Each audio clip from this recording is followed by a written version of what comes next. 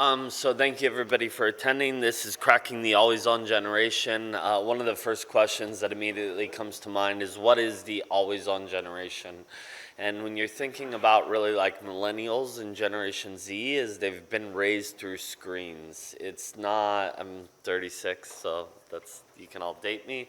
But when I was a kid, I was outside playing games, climbing trees, falling out of trees, baseballs, all these sort of things.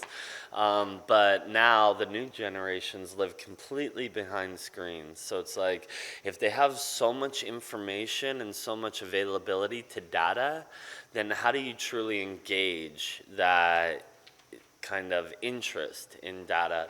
So we have a wonderful panel here today, and they're going to provide some insight from their experience as to the way their companies have approached this always-on generation, and hopefully it's super beneficial. So Hyperion Tech, co-founder and CEO. We're doing software development teams for iGaming, fintech, and fast-growing tech companies. Currently with 120 people working for us in our development center in Ukraine, company based in Malta. I'm based in Malta. And yeah, that's what we're doing. And where are your developers out of? Ukraine. Ukraine, yeah. Okay. Why don't you tell us a little bit about your target customers? So I think you've already said you're B2B, which is critical. If you could explain slightly how that works. And then what sort of regions do you operate in? I would say we just, from working with iGaming companies, we can see it from the other side. So we talk now about the end results and how they capture users. Because you're more B2B as well. Well, yeah, we're B2B, and we are actually standing behind some of the efforts to develop all of these products, features, games, and basically any needs that these companies have. And I think, like we will see with the rise of 5G connection that is coming soon. Is that a good thing or a bad thing? Let's not even. It's very debatable, you know. For technology, it's great. For many other things, it's kind of dystopian. So I don't know. Let's see. Sure. Refrigerators will definitely be involved in DDoS attacks. That I can promise you.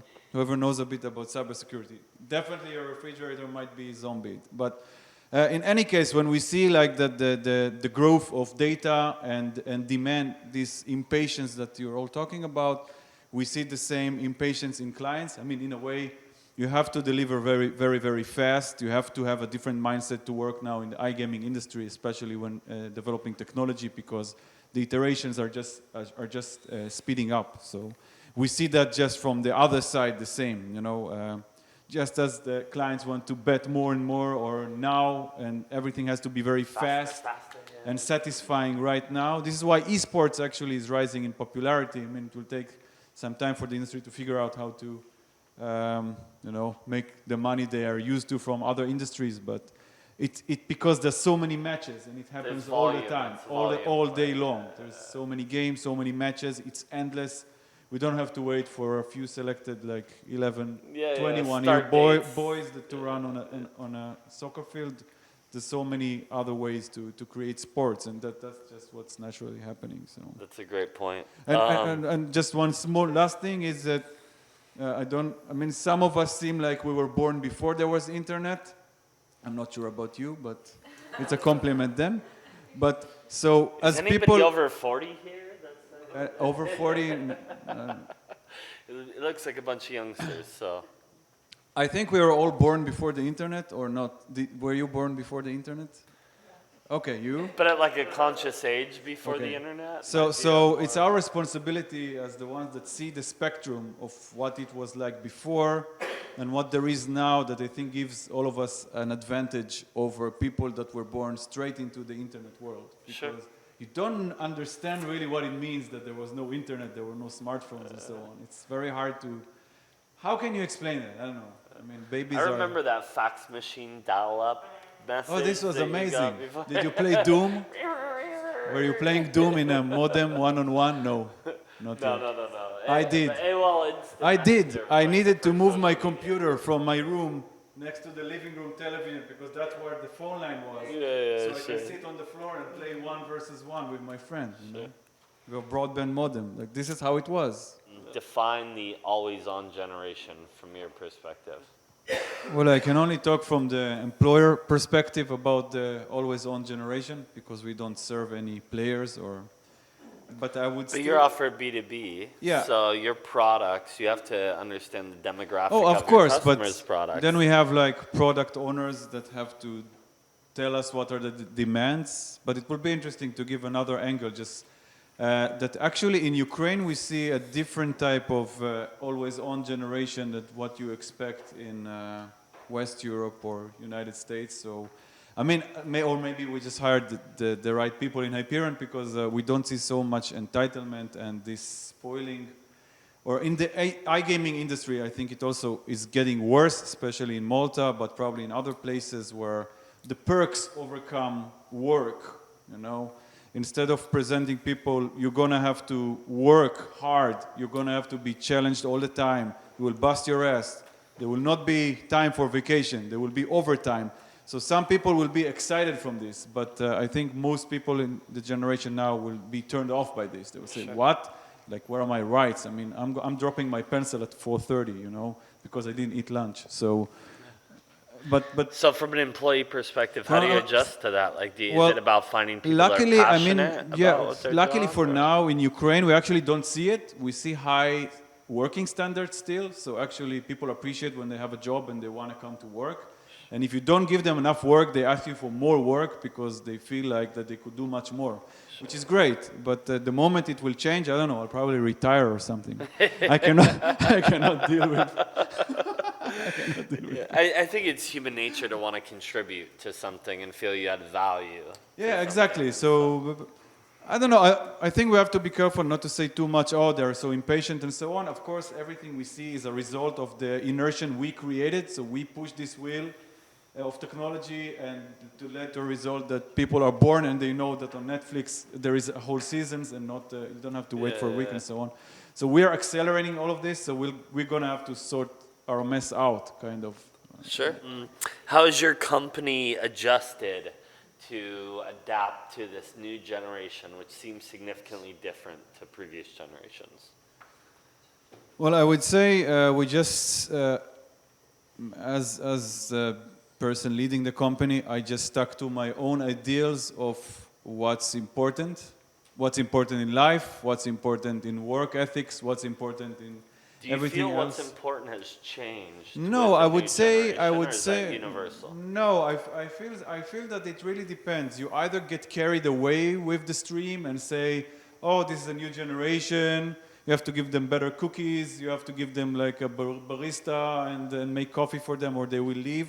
Or you can say, oh, if actually the guys that want a barista, I should let them leave right now and tell the people that come through the door, look, this is like a mayhem here. This is a war room, you know? Sure.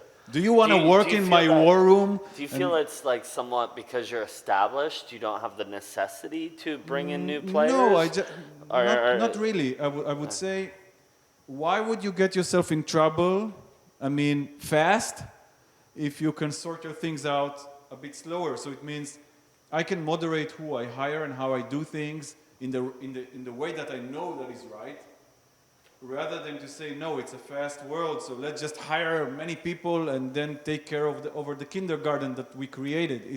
It makes no sense because all the time you spent supposedly saved on fast recruitment and irresponsible like frameworks of satisfying the always-on generation will take another year or two or even 3 or even collapse your entire business down if you don't stick to your ideal. So it just...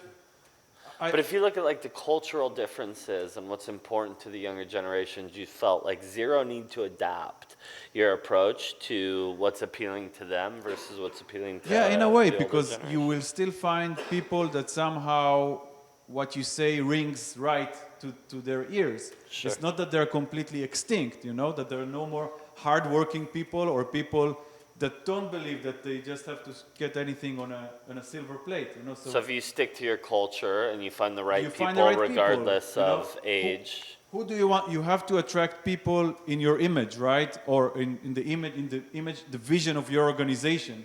And if you say it's something, but then you communicate only perks as the way to attract people, you're going to attract the wrong people. Sure. I think it's just there is kind of a collective reaction, you know. One person is doing it, and then the other one is afraid that everybody will leave to this direction, so the other one is starting, and then before you know it, everyone is doing the same mistake. But why play the game? I mean, so we don't play the game. Cool. We set our own rules, and so far it works. Very interesting. Great. Congratulations. Good people are hard to find, I know. regardless of age.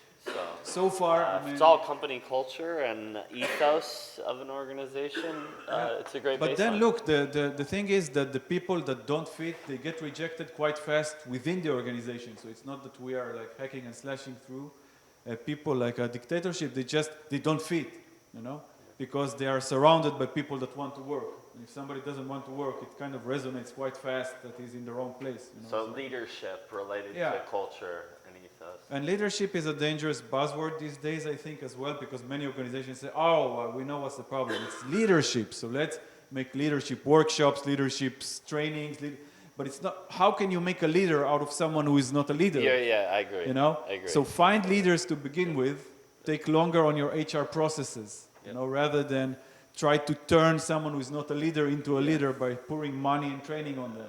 I think something that's highly underestimated is the hiring process and how much you save by doing more due diligence on the front end to make sure you're hiring the right people than hiring the wrong people because you're trying to fill positions. So I couldn't agree more. You know, it's also a result of the always-on generation, because what happens? The CEOs are impatient, so they pressure the HR department. Sure. And the HR department has KPIs, and KPIs is these dry numbers that say how many people did you fill in the positions. And it boils down to culture. And then the HR start curving the corners, because they get pressurized. You know, if you can do it, I'll get a better HR function to do it. Yes. To do what? You know, to fill the chairs with the wrong people. And this is like. But if you have true leadership, the CEO should understand that. Exactly. And then if you have like respect within the organization, the HR department should be able to speak up and say, slow down. It's ongoing layers of dependency, you know. The more you're, for example, a public company, the more you're in a mess, you know, because your stock goes up and down by all the always-on generation, and then you have to act fast, even against the interest of your own company. Sure. Yeah. You know, at the price of satisfying your board and so on. So yeah, it's a complicated world. It goes world. back to, I think, your comment earlier, where it's like, when do you listen to the customer, and when do you draw a line and say, like, okay, this is maybe a good idea, but regulatory-wise, it just doesn't make sense. And that differentiation of decision-making is a big part of leadership. And so listening to your organization, listening to your customers, but doing it in the proper way is critical. So I think you guys make some fantastic points. So everybody in the industry, I think there's like some really key points here. You want to offer a variety of games where people can bet at any time on anything, because the last thing you want is somebody on your site looking for a bet that isn't available or isn't ready to give them the action or the stimulation that they're looking for. Being able to allow things to be pushed to social media where they can actually brag about their accomplishments. And then understanding how to engage and offer them things that aren't available previously. So I think everybody here is probably in the industry. If we could go through, everybody gets like a 30-second elevator pitch. If this is your target customer out here, why should they do business with you? Or how can you help everybody?